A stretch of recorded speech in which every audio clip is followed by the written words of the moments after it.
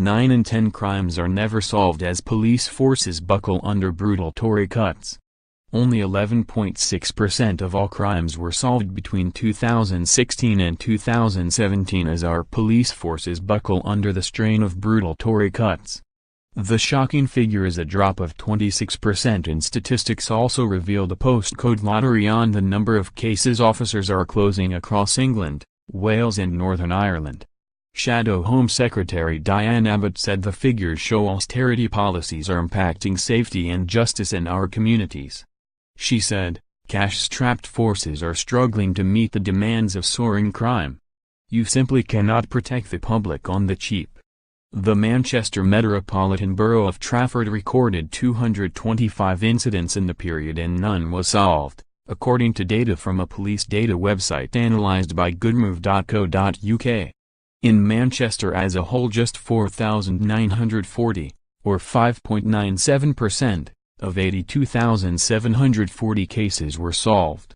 But there was a stark contrast in Uttlesford, Essex, where 1,366 out of 4,255 recorded crimes were solved, a rate of 32.10%. According to the police data, victims of theft were the least likely to see a result.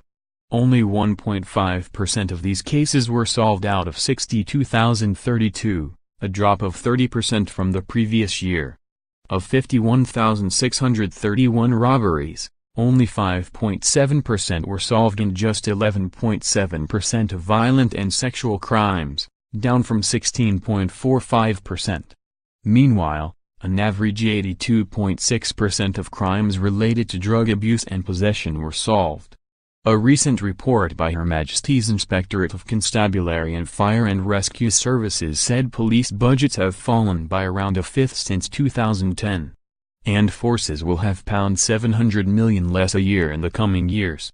Chief Constable Bill Scaley, the National Police Chiefs Council lead for crime statistics, said, recent re-inspections by McPherson have shown forces are improving the way they record information. Very often, this is for crimes that have no suspect and no prospect of a criminal justice outcome. This data should therefore be interpreted cautiously, as it is by no means the case that a rise in recorded crime and a drop in associated detections is a causal effect of reduced resources.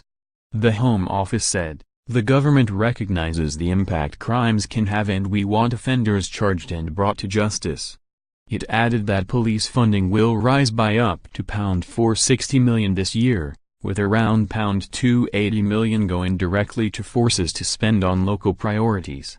Chief Superintendent Wayne Miller, responsible for the Trafford area, said, it is important to remember we are seeing increases in crime nationally, which in some cases is due to improved compliance with the national crime recording standards. With our reduced resources in recent years we have to prioritize and will assess all crimes.